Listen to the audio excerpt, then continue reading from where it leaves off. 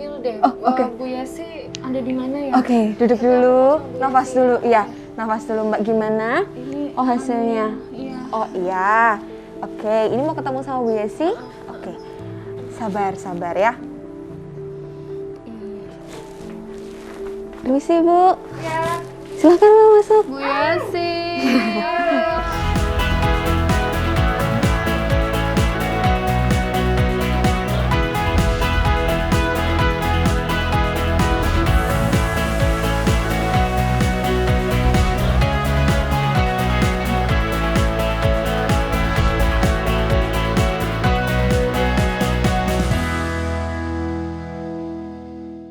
Aduh, Bu Yesi, jadi Gimana? kan aku tuh kalau ada apa-apa yang berkaitan dengan Mm-mm. tespek itu kan selalu ngobrol sama Bu Yesi. Iya. Tapi Gimana lagi ceritanya? pandemi, keuangan belum menentu, terus kesehatan ada Omikron segala macam, mau hamil lagi aku galau, Bu. Ya udah disyukuri dong. Berarti Tuhan kasih apa ya? Kasih anugerah gitu kan. Karena balik lagi kemarin nggak KB juga kan? Iya.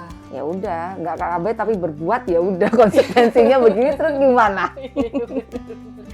Nah, Bu Yesi, aku kan ini udah pernah hamil 2 kali. Yes. Dan sudah pernah melahirkan yang semuanya itu selalu based on Bu Yesi. Jadi aku tuh pengagum beratnya Bu Yesi. Oke, Pokoknya thank Bu you. Yesi bilang gentle birth harus begini, aku ngikut aja. Bu Yesi punya buku apa keluar terbaru, aku beli, aku baca kayak gitu-gitu.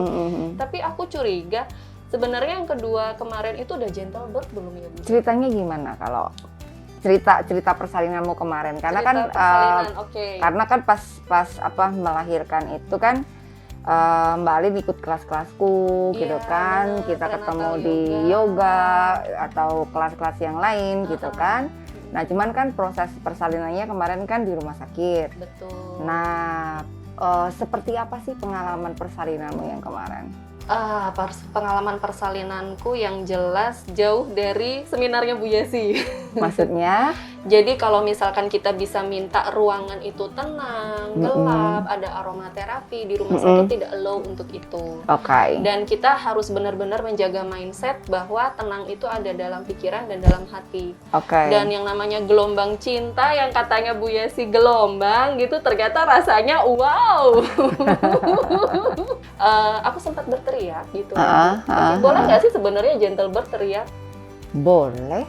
Cuman pertanyaannya adalah itu tadi, pada saat kamu merasakan gelombang cinta, gelombang rahim alias kontraksi, kontraksi itu kan ada, kita bisa menanggapi kontraksi itu dengan 2 hal.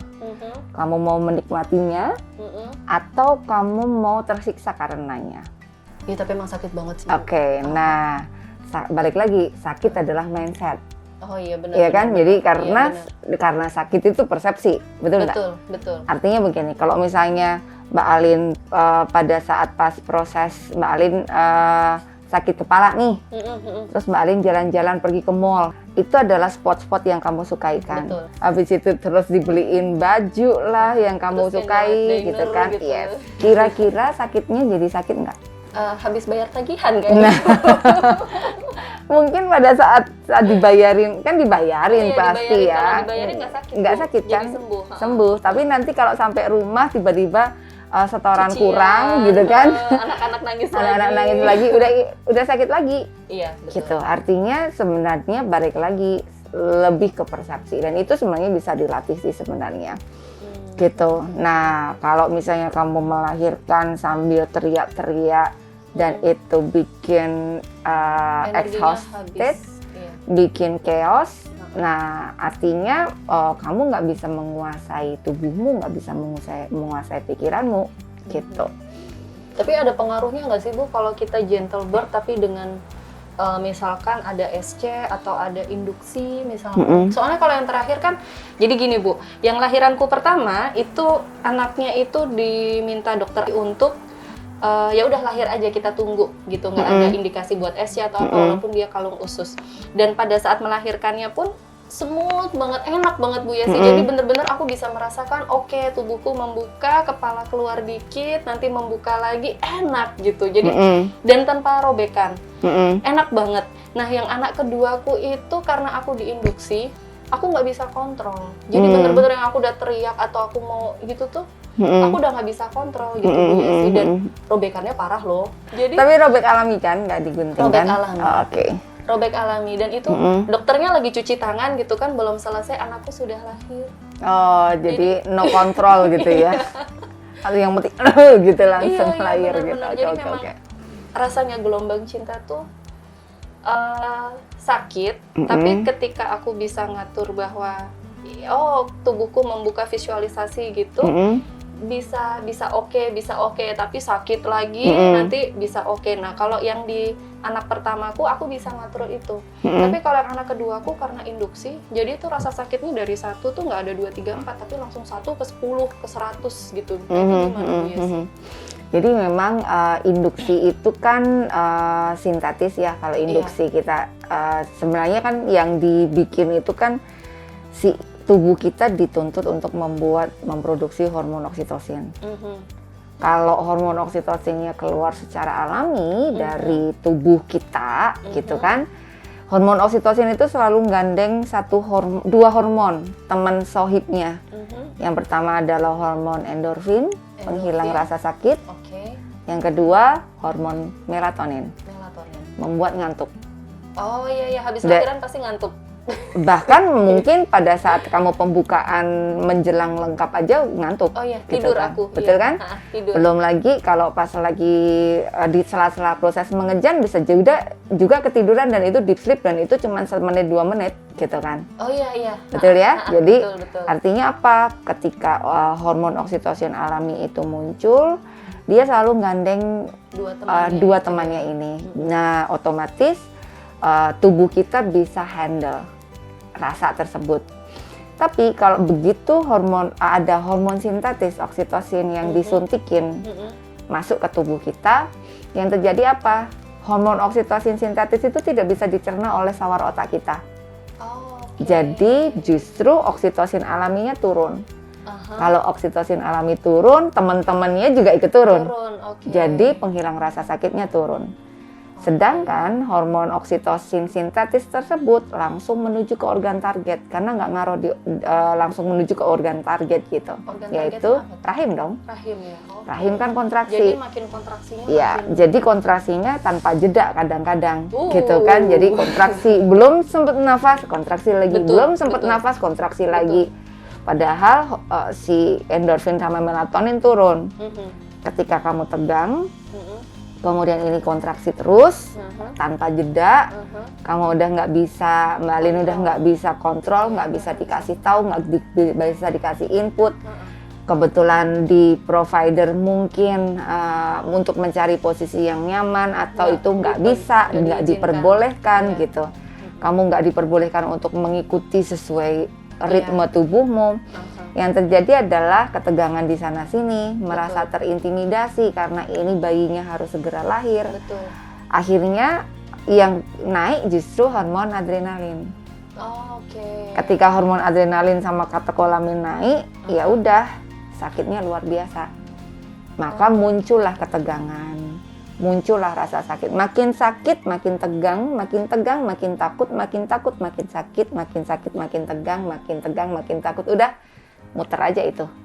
Jadi aku bilang induksi waktu itu lebih sakit daripada lahiran normal karena itu ya Mbak? Yes. Bu Yesi ya? Yes. Oke. Nah ini untuk mempersiapkan yang besok-besok nih Bu Yesi biar gentle birth. Sebenarnya gentle birth itu apa? Gentle birth itu sebenarnya rangkaian proses Mbak Alin. Jadi gentle birth itu nggak cuma pas proses persalinannya saja, jangan salah. Gentle birth dibikin istilah birth karena birth is beginning.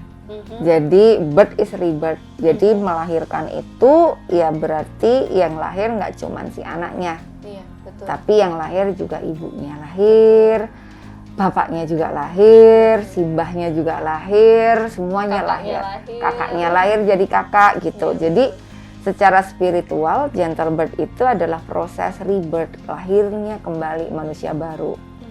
Dengan status baru, dengan semuanya baru. Nah, spirit baru. Nah, gentle birth itu seharusnya disiapinnya sejak dari sebelum hamil. Jadi bahkan kalau seorang wanita pasangan suami istri itu menikah atau pasangan deh, karena sekarang kan zamannya tidak harus menikah pun bisa hamil gitu kan. Tapi ketika hamil dengan dengan mindful, otomatis ketika kita hamil dengan mindful, otomatis memori yang ada di dalam sperma sama ovum itu jadi memori yang baik. Gitu. Nah, rahimnya pun juga jadi rumah yang baik untuk si anak-anaknya. Gitu. So ada gentle conception, kemudian ada gentle pregnancy, di mana ketika pada saat Anda hamil, Anda harus mindful. Tahu kalau tubuhku berubah, tahu kalau aku hamil, tahu aku mesti gimana, gitu kan. Jadi tanggung jawabnya ini ke tanggung jawab pasangan ini yang terbesar, karena pemain utamanya Anda. Jadi yang jadi penanggung jawabnya adalah Mbak Alin sama suami. Bukan hanya aku aja ya? Iya, tapi bukan. harus ada Iya dong. Dirimu dan suamimu. Nah, terus peran provider apa? Kami hanya tim hore saja sebenarnya. Cuman tim hore iya, aja. Jadi bukan yang penentu harus bagaimana. Enggak, kami hanya tim hore karena ini tubuhmu, ini anakmu. Tugas kami adalah fasilitator. Gitu. Jadi, ini kondisimu begini. Kamu harus ngelakuin ini. Kalau walaupun misalnya saya bilang, Mbak Alin lakukan yoga, meditasi, relaksasi, gitu kan. Tapi Mbak Alin nggak ngelakuin, kira-kira iya juga sih. Jadi nggak jadi, gitu kan. Nah, walaupun provider kadang-kadang menjadi penentu pas eksekusinya. Berkaitan dengan aturan. Basic antara orang melahirkan di rumah sakit. Rumah sakit pasti punya aturan sendiri, punya SOP sendiri. Kamu melahirkan di klinik punya SOP sendiri. Nah, bagaimana cara kami menolong persalinanmu tergantung dari filosofi kami terhadap proses persalinan juga. Tetapi pada dasarnya kuncinya di gentle birth itu ya di ibunya.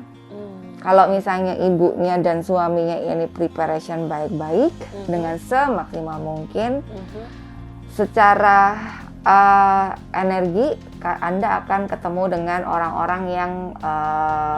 orang-orang yang benar-benar satu frekuensi. Itu yang pertama. Yang kedua, pada saat pas proses persalinan juga nanti ibaratnya gini, misalnya Mbak Alin datang ke seorang provider, di mana provider ini pasiennya banyak yang disesar tanpa indikasi yang jelas pun, pokoknya sesar gitu. Misal adanya cuman itu doang, nggak ada yang lain. Tapi kamu pengen gentle birth misalnya, pengen yang melahirkan dengan alami, seminimal trauma mungkin gitu. Ya udah, berdayakan dirimu. Bisa jadi Anda tahu kapan waktu yang tepat pergi ke rumah sakit, ke provider tersebut, betul? Betul. Jadi kamu bisa datang ke tempat kita, misalnya pas pembukaan fase aktif lah. Datang tiba-tiba brojol gitu aja, ibaratnya datang pembukaan ya, 8, udah habis itu terus misalnya pembukaan 8, habis itu terus langsung setengah jam kemudian lengkap terus lahir. Iya. Ya kita mau apa provider? Ya provider mau nggak mau kayak oke, langsung ditolong kan gitu. Iya, betul. Nggak akan kamu dikasih yuk diinfus yuk, diinduksi, di apa, nggak akan dikasih intervensi gitu. Kalau seandainya ibunya pintar. Tapi kalau datang nggak pernah olahraga, badannya kaku semua, nggak pernah latihan nafas, pengennya gentle birth, tetapi pengennya melahirkan minim trauma, tapi pas datang udah teriak-teriak, udah kayak gitu. Kemudian kira-kira providernya sesabar aku pun misalnya, Mbak Alin datang ke bidan kita, seterkenalnya Bu Yesi dengan kesabarannya, misalnya begitu, datang dengan awut-awutan, kemudian habis itu suruh makan nggak kooperatif, kira-kira lama-lama gimana? Kesel. Yes, manusia loh, ini bukan malaikat loh. Lama-lama akhirnya aku bisa ngomong sama asistenku, udah dirujuk aja daripada repot saya. Oh gitu? Bisa dong. Oke, bahkan sesabar Bu Yesi. Iya, karena apa? Lah kondisinya begitu, daripada nanti chaos pas proses persalinannya kamu chaos, Oh iya benar-benar. Kecapean gitu kan, suruh ngejar nggak mau, nggak kooperatif sama sekali, gimana? Oh, Iya kan, jadi sebenarnya pemeran utamanya adalah si ibu itu sendiri. Kita itu sebenarnya cuman fasilitator. cuman fasilitator ya. Soalnya aku baca beberapa bukunya Bu Yesi dan ada satu bukunya Bu Yesi yang membuatku bertengkar dengan suami. Oh iya. Jadi Bu Yesi pernah nolong jadilah pendamping persalinan super. Dan itu suami kan, Bu. Dan aku beli kan waktu itu, terus aku kasih ke suamiku. Jadi dia bacanya cuma sampai halaman 8. Terus habis itu dia mendengar kata doula. Terus ya sudah, biar doulanya saja. Jadi aku kelahiran 2 anakku itu semua dengan doula tanpa kehadiran suami. Nah di situ aku baru berpikir bahwa aku bisa saja marah pada saat itu, tapi itu akan tidak memberikan apa-apa. Tapi aku bisa berubah dan memberikan yang terbaik buat anakku, walaupun aku prosesnya agak drama gitu ya. Tapi paling tidak mereka dilahirkannya dengan penuh cinta, penuh kelembutan, penuh kasih sayang, dan itu ternyata ngaruh juga loh Bu sama setelah emosi. Iya, sama setelah mereka dilahirkan. Iya benar. Jadi kalau si ibu selama hamil penuh stressful, Betul. pas proses persalinan prosesnya dramanya luar biasa, Betul. Intervensinya banyak, otomatis berpengaruh kepada status kesehatan si anak yang dilahirkan, baik itu fisik maupun emosi gitu Mbak. Jadi dan itu udah ada penelitiannya. Ada penelitiannya ya. Tapi penting nggak sih Bu untuk kita perempuan lahiran pakai gentle birth ini? Ya harus. Harus ya. Harus minimal paling tidak sebenarnya lebih ke pengalaman positif loh. Karena proses persalinan kan nggak bakalan terlupakan. Betul. Mau berapa tahun pun nggak akan Every kelupaan. detail. Iya. Susternya lagi ngapain, pakai baju apa, saya masih Betul. ingat. Jadi kayaknya kita tiba-tiba kayak ada antena Neptunus gitu kan. Iya, Selautan itu udah tahu, bener-bener tahu gitu loh, gitu. Jadi omongannya Bu bidannya apa, susternya apa, dokternya apa, even mereka nggak ingat. sadar bahwa mereka pernah Betul. ngomong itu. Ya, itu tuh kita ngerekam banget. Iya, Gitu. betul. Apalagi mungkin terlupakan pas awal-awal, tapi begitu kita hamil lagi, yang kemarin-kemarin sempat detail-detail kelupaan tiba-tiba muncul lagi karena itu bisa jadi sebuah traumatik. Oh, oke. Nah kalau udah terlanjur trauma gitu, ada yang bisa kita upayakan kah Bu? Bisa, harus healing. Harus healing ya. Nah di bidang kita ini ada Bu Ada. layanan healingnya. Kayak apa tuh Bu ya? Jadi kalau aku biasanya lebih ke dilakukan hipnoterapi sih. Hipnoterapi. Nah, hipnoterapi itu kayak gimana sih Bu? Hipnoterapi itu relaksasi. Jadi digali akar masalahnya apa gitu kan. Kemudian dilakukan relaksasi, dituntun supaya bisa reprogramming pikiran bawah sadarnya. Berapa Gitu. lama tuh Bu Yesi kira-kira? Tiap orang punya porsi masing-masing. Jadi tergantung dari traumanya sedalam apa, tergantung dari kemampuan seseorang itu untuk masuk ke dalam kondisi rileks seberapa. Gitu. Jadi ada yang cuman 2 kali pertemuan soft, tapi ada yang butuh sampai 5 kali pertemuan kayak gitu. Jadi akan sangat depend on seberapa keinginan kita untuk healing ya. Iya. Tergantung sama kondisi kejiwaan kliennya juga. Oke. Gitu. Bu Yesi. Jadi aku akan menerima test pack ini dengan penuh rasa syukur. Iya dong, penuh rasa syukur dong. Jadi dari awal harus sudah langsung halo deh, Oh gitu ya, gitu kan. Iya, selamat datang, welcome home gitulah. Home, oke. Karena rahim itu ternyata bukan hanya tempat bayi aja ya Bu, Iya, tapi rahim. juga tempat creation, kita Ya, mengkreasi sesuatu. rahim itu sumber energi. Jadi rahim itu makanya orang Jawa bilang guo garbo kan. Apa itu? Mbak Ali nggak tahu ya, guo garbo. Guo garbo itu goa tempat menciptakan kehidupan. Jadi itu adalah rahim, dan di dalam rahim itu nanti ketika Anda hamil ada plasenta. Plasenta itu apa? Tree of life. Pohon kehidupan ya, itu ada di rahim kita. Jadi beruntung bagi perempuan karena di dalam tubuhnya ada pohon kehidupan. Luar biasa kan? gitu. Mbak Alin coba search ya di Google, Tree of Life, yang keluar pasti plasenta gambarnya. Gitu, karena ini ilmu baru ini Bu Yesi. jadi sebenarnya rahim itu adalah organ yang sakral bagi perempuan, ibaratnya itu adalah apinya. Gitu. Begitu kita kehilangan rahim atau ada sesuatu di rahim, udah pasti seluruh tubuh kita berubah, bahkan sampai hormonal kita berubah, emosi kita berubah, seperti itu. Oke, berarti juga penting untuk kita menjaga kesehatan rahim ya, walaupun kita sudah tidak hamil melahirkan. Yes, gitu. yes. Apalagi kalau misalnya habis melahirkan, kemudian ada apa namanya dipasang KB, IUD lah, kemudian itu mesti harus sering-sering sending peace and love sama rahim. Oh gitu. Ya. Oke. Gitu. Kayak Karena minta maaf, terus bukan minta maaf sih, lebih ke say thank you Ho'oponopono sama rahim. mantra gitu ya Bu? Hah? Ho'oponopono mantra Ya, itu. Oke. ya, kemudian plus nanti karena bahkan kesedihan-kesedihan yang mendalam itu tersimpan kadang-kadang di- kesimpannya di rahim. di rahim. Jatuhnya jadi tumor, kista, miom. Betul, agree sekali. Oke. Gitu. Baik, saya akan memberdayakan diri, tidak bolos kelasnya Bu Yesi. Oke. Terus Aku tunggu ya. Gimana? Mau dibikin jadwal? mau. Langsung DP. Oke, terus aku yang belum pernah merasakan itu kelas akuatiknya Bu Yesi. Jadi nanti semoga Bu Yesi bikin lagi kelas. Oke, semoga pandemi segera berakhir. Jadi kalau pandemi segera berakhir kita bisa ciblon lagi, renang-renang. Ciblon lagi, baik, siap.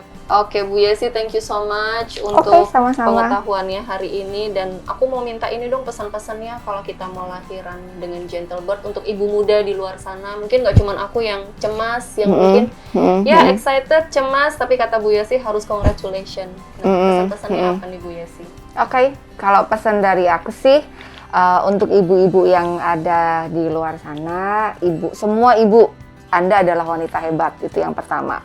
Kemudian yang kedua, harus mau memberdayakan diri karena tanggung jawab bagaimana generasi yang akan datang, kualitas anak-anak kita tergantung dari si ibunya. Jadi ibunya harus mau memberdayakan diri. Kemudian syukur-syukur bareng sama pasangan Anda memberdayakan diri karena proses persalinan itu adalah proses yang sakral. Jadi birth is rebirth, artinya melahirkan adalah dilahirkan kembali. Jadi lahirlah kembali dengan penuh sukacita dan cinta supaya generasi yang akan datang juga menjadi generasi yang penuh cinta. Itu aja sih pesan dari aku. Thank you so much Sama-sama. Bu Yesi. Terima kasih sudah membersamai aku dan anakku Tara sama Aca. Thank you sama-sama. Programnya Bu Yesi semua. Jadi anak-anakku itu lahirannya, hamilnya semua aku baca bukunya Bu Yesi. Thank you banget juga buat semuanya udah melibatkan bidan kita dalam perjalanan kehidupanmu. Iya, dan memberikan pengalaman yang positif.